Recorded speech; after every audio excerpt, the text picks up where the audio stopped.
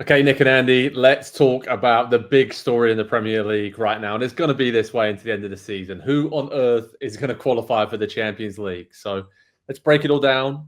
Look at this mad scrap because there are so many teams involved.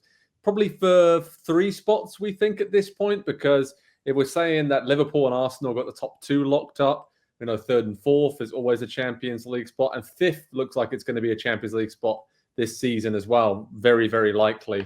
So it's going to be crazy. I think, Nick, that's the fair way to say it. I mean, who are the favourites for you when you're looking at this amount of teams? Because there's a lot of teams kind of surging up and down at the moment. Forest are slumping a bit. City recovered, but then there's one step forward, one back for them. And then there's that whole group of teams that are, are they really in it? Do we know? But there's almost like an opportunity knocks here from 1, maybe 2 teams that would have had no thoughts whatsoever about being in the Champions League this season, probably going to make it. So it's a lot of fun, right? Yeah, listen, for every Titanic, there's 100 other ships, right? So here's where I'm going to start. Man United, maybe Titanic. Man City, not Titanic. I am going to trust that the iceberg is smaller below the surface than it appears.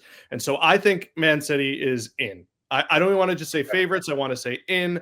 I'm not telling you they're going to make it in by 12 points or whatever, but that's it. After that, good luck. You had mentioned, I think off camera, that Newcastle had a favorable run in, but it's just something every other day with every team. Lewis Hall out for the season. So after Man City, I like Newcastle. I like Chelsea, I want to say. Andy, how are you feeling, mate? Because when we look at all the kind of factors going into this, Nick mentioned that there are sort of injury issues, there's other cup competitions, European competitions. I mean, there's only 6 points right now between Forest in 3rd and Villa in 10th. So even if we look at the easier running, a lot of these teams still have each other to play, and there's going to be some brilliant battles late in the season with so much on the line. But Nick mentioned it there. City look good, look like they're nearly back. Newcastle, Forest, probably the other team you think they've shown enough over the season that they can hang in there. But it's kind of like that feeling, right? At the moment, there's teams surging underneath Forest and City will have much more positive vibes, whereas Forest in particular be like, we've been up here all season. Surely we can't lose this position. And it's kind of dangerous, right? Yeah, I do agree with Nick on City. I didn't want to buy into it at the time, but going out of Europe when they did, probably one of the best things that could have happened for them because they weren't going to win the Champions League this season. I don't think anybody here thinks that they would have, even if they had gotten past Real Madrid. There's still enough of the other really big teams in there. And there's just so many questions about City at the top level of the game this season due to the injuries and all the things that we've talked about this season. But when they're able to focus, I think, their attention and their energy on, I know they're still in the FA Cup, but I mean, if you look at the field, all due respect to the other 7 teams in there, they're massive favorites to win that. And so they can really prioritize their remaining 11 fixtures in the Premier League, and they should be in. Forest, I don't know. I know that we all want to buy into it because it's a great story and they're a historic club and they've, been on tough times and the first half or 2/3 of the season from them was absolutely incredible. But I'm looking at their last 5 games in the league, beaten 5-0 by Bournemouth, lost to Fulham, lost to Newcastle. They got a point against Arsenal, but we know kind of the situation that's going on there at the moment. The only, I guess the real outlier in there, they beat Brighton 7-0. So there's a little, there's a little bit of, you kind of don't know what to expect from them week in and week out now. And that was the thing to start the season, or I guess going through the middle portion of the season, where you did know exactly what you were going to get from them. You were going to get a really solid defensive display. They were going to get 3 or 4 really good chances on the counter, and they were probably going to take 1 or 2 of them, and they were going to hold teams. They were going to keep clean sheets. They weren't going to give up a ton of really good chances. They'd give speculative efforts, and that's just kind of flipped on them of late. And maybe they've gotten found out a little bit. Maybe they're running out of gas a little bit. Maybe the pressure is getting to them. So, there's no team other than City, I think, to wrap all that up. There's no team other than City that I don't have major questions about in this race for 3rd, 4th, 5th. And also we're talking about Champions League here, but there's also a real possibility that you could be in the Champions League spots right now. But if Forest do dip that it's so close between 3rd and 10th right now that they could be out of Europe altogether, Nick. So there is that extra sort of jeopardy and layer of pressure here. And I'm looking at some of Aston Villa have a run of, they're right at the bottom of this group, but they have a run of 6 games in April and May where they play against, out of 7 games, they play 6 of these teams around them. So they, in theory, we know what Villa are all about. They can go on a run. They've definitely done that. It will depend if they have got into the latter stages of the Champions League themselves this season as well, and how stretched these squads are going to be. But, talk about a massive game on the last day of the season as well. Nottingham Forest host Chelsea on the final day of the season, and that could potentially be for a Champions League spot. Because, Nick, you mentioned Chelsea as well. They've fallen off in recent weeks. Of course, injuries, goalkeeping, defensive errors have really hit them hard. And I do worry about them a little bit. I don't know if I can see a bit of a bounce back from Chelsea. Do you see that? Is that why you think that they could sneak in? Well, I think they're borderline well positioned to deal with the injury run they've had because they spent the first part of the season with the separate conference league team. A nice luxury to have, right? But because of that, maybe they have that, all right, now we need to go every 4 days, all of these guys all the time, and they can get through it.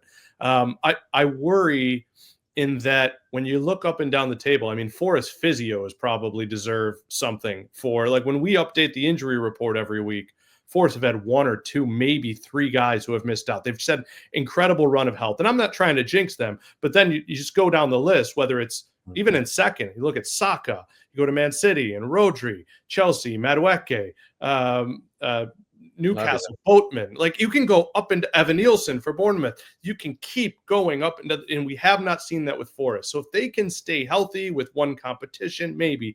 But yeah, I see Chelsea surging back up there because I think they have the depth to manage a Conference League run as well as the Premier League. I do think they're just more talented. And while Nicholas Jackson isn't there, I trust they'll find enough goals. They've been better equipped to deal with the forward outage than we've seen from Arsenal.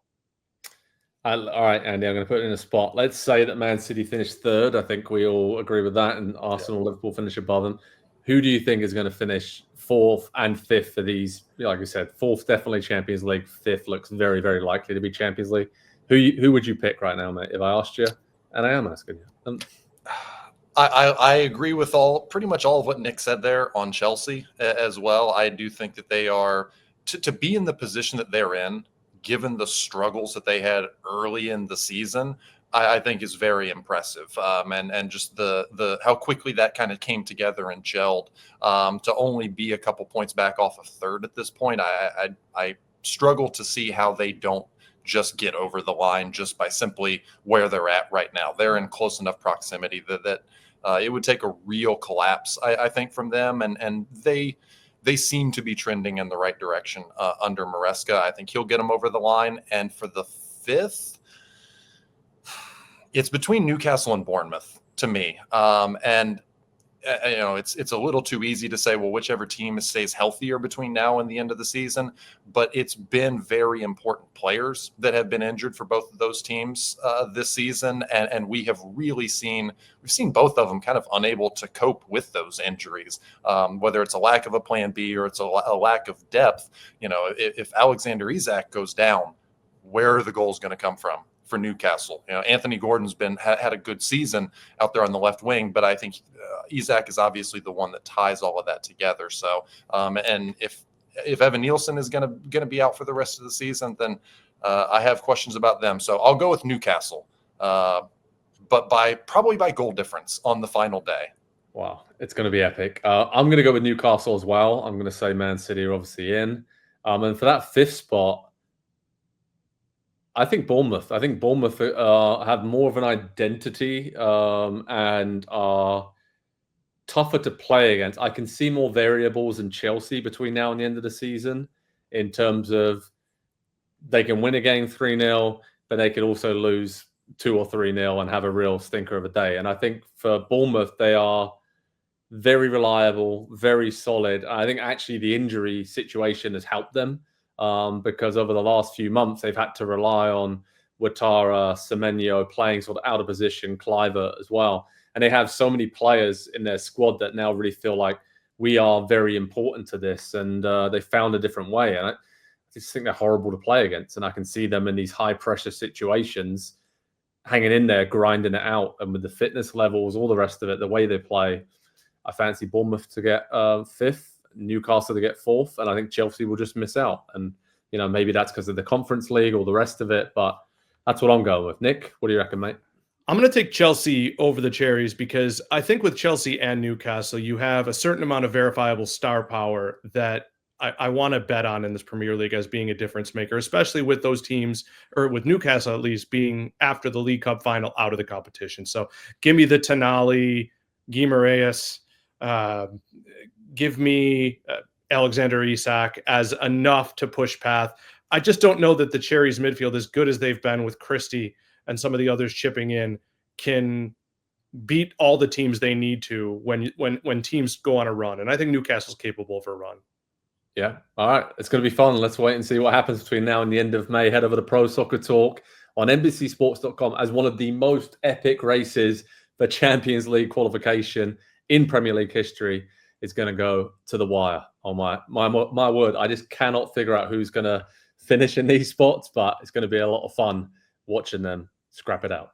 Hi, I'm Rebecca Lowe, and as we head towards the end of an exciting Premier League season, make sure you like and subscribe on the NBC Sports YouTube channel for more content like this.